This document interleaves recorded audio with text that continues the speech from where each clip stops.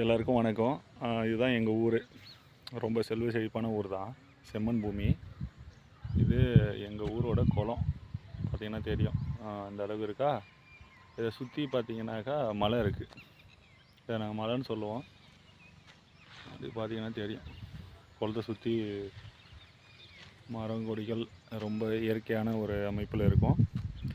அதோடு பார்த்திங்கன்னா இதுதான் நாங்கள் விளாண்ட கிரவுண்டு. சின்ன வயசில் கிரிக்கெட் விளாண்ட மைதானம்னு பார்த்திங்கன்னா இப்போதைக்கு எப்படி ஆகிப்போச்சு அப்படின்னு பார்த்தீங்கன்னா, ரொம்ப செதிஞ்சு போச்சு. மழை வெள்ளம் அந்த மாதிரி காரணத்தினால. அதுவும் இல்லாமல் இப்போ இருக்கிற பசங்க யாரும் விளையாடுறது கிடையாது. அதான் மொபைல் வந்துச்சுல்ல, மொபைலாக இருக்குன்னு இந்த விளையாட்டெல்லாம் அழிச்சிட்டாங்க. இப்போ எல்லாம் மொபைலில் விளாண்டுருக்காங்க. ஓகே, எனிவே இப்போ இந்த வீடியோவில் நம்ம எதை பற்றி பேச போகிறோம் அப்படின்னு பார்த்தீங்கன்னா, இப்போ 2026 எலெக்ஷன் வருது. எல்லோரும் தீவிரமாக எலெக்ஷனுக்கு எல்லா கட்சியும் களப்பணி ஆட்டி கொண்டு இருக்கிறார்கள்.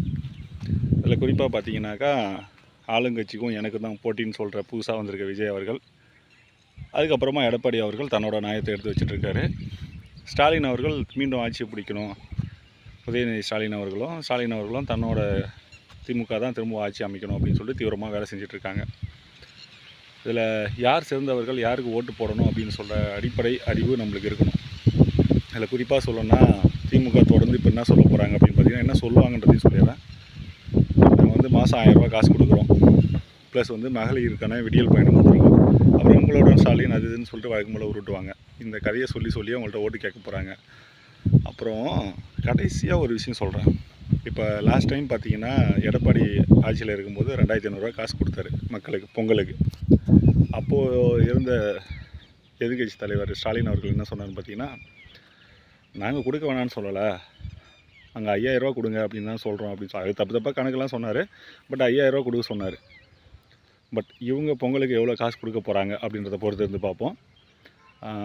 திரும்ப திமுக ஆட்சி என்ன பண்ணுது அப்படின்றத மட்டும் சிம்பிளாக ஒரே வழியில் சொல்லி முடிக்கிறேன்.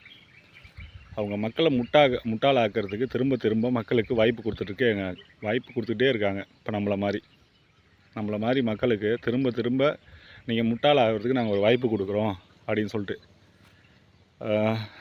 நீங்கள் அதில் திரும்பவும் ஜெயிக்கிறீங்களா தோற்கிறீங்களா அப்படின்றது தான் முக்கியமான ஒரு பதிவு. ஓகே, பார்க்கலாம். உங்களுக்கு எந்த கட்சி பிடிக்கும் அப்படின்றத கமெண்ட் பண்ணுங்கள். நன்றி, வணக்கம்.